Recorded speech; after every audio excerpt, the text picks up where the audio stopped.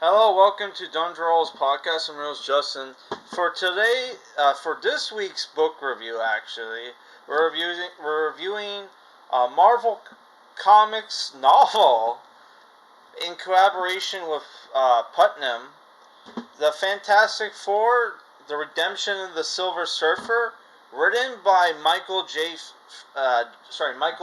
Friedman, with illustrations by George Perez, R.I.P., which you can see his illustrations at the start of each chapter. So, right? Which there are a lot of chapters in this book, right?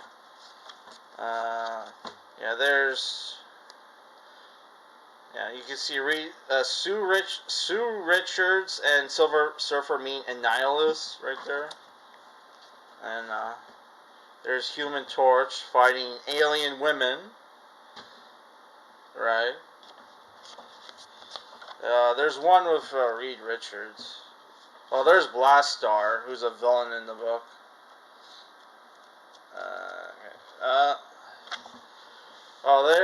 There's one of the villains of the book with Reed Richards. Yeah. So there's lots of illustrations by George Perez in the book. Though they're not in color, as you saw, but they were still good. So this book is 343 pages long, and it normally goes for like, I think it was like 20 or 30 bucks. I got this book at a antique shop, and I only paid like $4 for it, which was a pretty good deal considering how expensive these novels go for, right? Which it is a hardcover, but come on, it's a bit. You can get, for the price of these novels, you can get like a graphic novel, right? Which is probably one of the problems with why I don't think a lot of comic book fans read these books, because it's like, dude, like they're super expensive, and you can get you can get trades for that, right? All right, but like since I got this book for cheap, I thought, hey, I should pick it up and review it on the channel, which I'm not a huge Fantastic Four fan, but I actually did enjoy the book. Which the book which came out in '97. I'm not sure if I said that. It is about basically the Human Torch, which is Johnny Storm, the teenage brother of Sue Richards. I love how the book takes place in the '90s, and like Johnny Storm is still a teenager, even though they introduced him in like 1961. Oh my God, right? Who was on monitor duty, watching the Negative Zone, which the Negative Zone is an alternate. Sorry, not an alternate universe. It's a different universe where a lot of the Fantastic Four's villains come from. Villains like Blastar, which I think I reviewed a trade, an omnibus that had Blastar in it, and also Annihilus, right?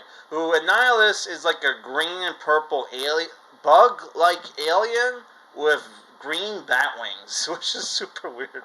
That like a bug alien would have bat wings, right? But that's the Jack Kirby designs, which I at first when I saw this guy, I'm like, oh, you can tell it's a Jack Kirby design, because it looks a lot like Caliban, which is like Darkseid's adopted son that he got from New Paradise, who, being in the presence of Darkseid, made him super ugly. Oh my God! Right. So yeah, what happens is Johnny Storm is on monitor duty, watching the Negative Zone, where he sees Blastar's minions, um, like chaining people to asteroids and sending them adrift towards Negative Earth. Um, the space in the Negative Zone is different from space in in our world, where in the Negative Zone, people, like, you can breathe in space, basically. There's air in space, right? Which, how they can explain our characters fighting in space, right? But they need special harnesses to move around, right? Only around Negative Earth, because they established that, the Human Torch powers, he can't fly. around Negative Earth, right? So he tells Richard, hey, Blastar is, um, but Blastar is like executing people in the negative zone. So Reed Richards, the Thing, and Human Torch goes into the negative zone to investigate. While while that's going on, Sue was shopping, comes home, sees her family's gone, and they went to the negative zone. Fortunately, the Silver Surfer went to Earth to visit because he found like a starving alien tentacle monster that was a pet on some like ship that he found damaged in space. He rescued the alien. He was going to give it to the Fantastic Four to take care of it, right? Him and like Sue go into the negative zone looking for Richards for the rest of the team, basically. And it turns out that Blastar actually wasn't actually going to kill those people. It was just something to get the attention of the Fantastic Four. Blastar, who is a villain, who's a tyrant, who has this like empire in the Nego Zone, is actually in trouble because there's an alien giant ship the size of a moon going around planets, destroying planets, right? And the alien's called Project Jin, who has a spaceship run by alien women that go around destroying planets, right? So the Fantastic Four decide to join forces with Blastar to investigate, this Project Jin, right? Who is another Galactus-like alien. Which there's lots of twists and turns.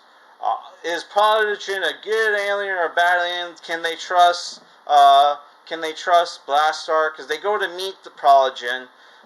The Silver Surfer gets a crush on this chick named Telgina, and she tells him, "Oh, Prodigen doesn't actually go around destroying planets. He seeds desolate planets and gives them life," right? Which there are chapters where you're looking through the perspective of this alien, primitive alien whose planet is dying, and then you see Prodigen show up, seed the planet, and then plants grow. There's animal life, there's rain, that they start to prosper, right? So a lot of twists and turns. Who do you trust, Blastar or this shitty, this shitty Galactus clone, right? So yeah, that's the main drama of the book. There's lots of action, cool space battles.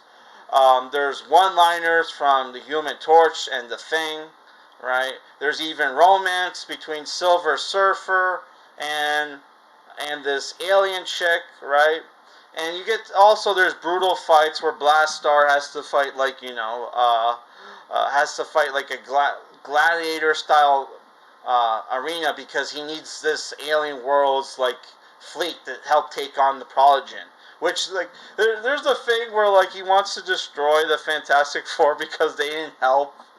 He loses a battle with Prodigen, and defensive Fantastic Four, all they did was observe. So he just he gets so pissed off. He's like, "You motherfuckers," and tries to destroy them, which was pretty funny. So some positives of the book, right? One, it's short and lots of the words on the pages are super huge. So the normal amount of pages I could read in an hour was double because of how huge the print is on the pages. But the downside of that is you're getting less than you're getting.